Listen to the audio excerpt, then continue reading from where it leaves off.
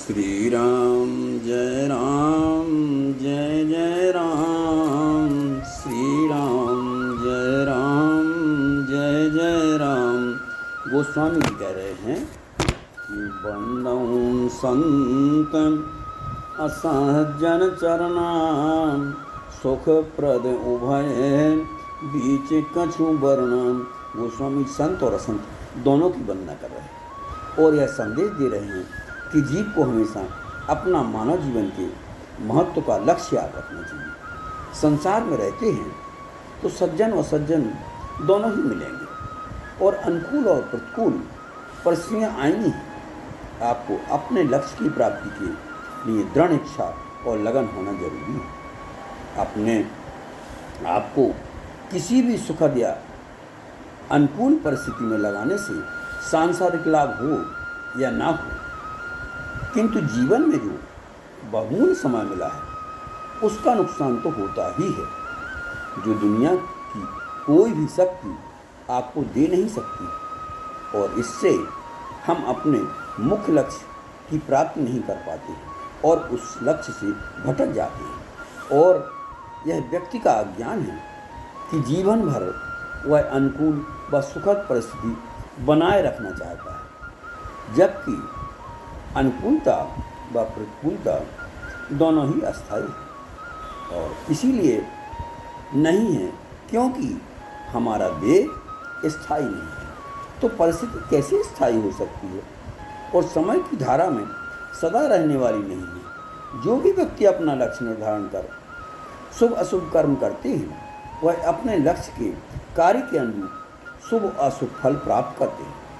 जिसके जीवन का कोई लक्ष्य नहीं है उसका मनुष्य जीवन यूं ही व्यर्थ चला जाता है। जिस प्रकार अमृत व विष अपने अपने प्रकृति के अनुसार परिणाम देते हैं, उसी प्रकार शुभ व अशुभ कर्म के परिणाम अपना फल देते हैं। गोस्वामी जी कहते हैं कि ब्रह्मा की सृष्टि में तो गुण और अवगुण दोनों रहते हैं। कहाई वेद इतिहास पुराना विधि प्रपंच गुण अब गुण साना।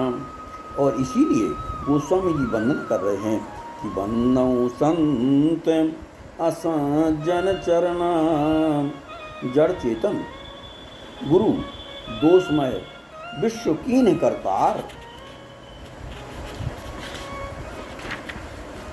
संत हंस गुण गहाई पाए पर हर बार विकार। गोस्वामी लिख रहे हैं कि अस विवेक जन देह विधाता तब तज दोष गुण ही मन राता।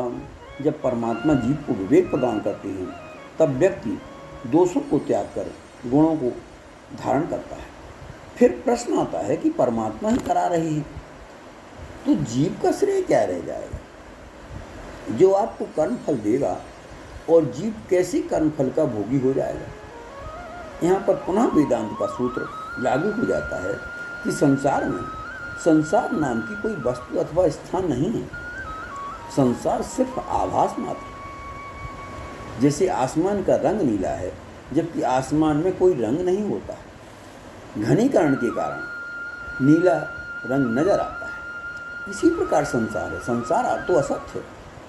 असत्य यानी जिसकी सत्ता ही नहीं है फिर भी नजर आता है। जैसे आसमान का रंग और सृष्टि की सत्ता सृजित होती है और उसी की ओर गति करती है और अंत में उसी में लय हो जाती है। समय चाहे कुछ भी हो किंतु यह सृष्टि समय समय अपने मूल की ओर गति कर रही है।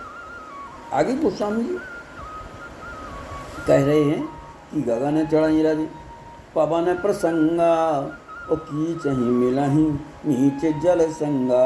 यदि आप अच्छे लोगों के संपर्क में रहते हैं तो आपकी विचारधारा सत्य की ओर होती है और शुभ कर्म का शुभ परिणाम मिलता है। जड़ चेतन जग जीव जत सकल राममय जान बंदौ सबके पद कमल सदा जोर जुग पान। गोस्वामी जी कह रहे हैं कि जब संपूर्ण सृष्टि राममय है और आपके जीवन के लिए संपूर्ण सृष्टि का सहयोग है।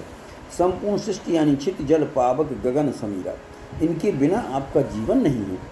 इसलिए गोस्वामी जी कह रहे हैं कि बंदों सबके पद कमल सदा जोर जोगपान, और इस जड़ चेतन सृष्टि की हाथ जोड़कर वंदना कर रहे हैं, क्योंकि व्यक्ति के जीवन में कहीं ना कहीं इन सब का स्थान है, क्योंकि कोई संपूर्ण प्रकृति राममय है। शेषाद्रि।